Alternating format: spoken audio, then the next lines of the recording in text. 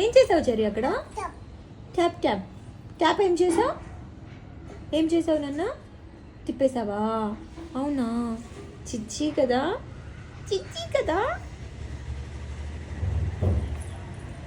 చెరి చెరి Raj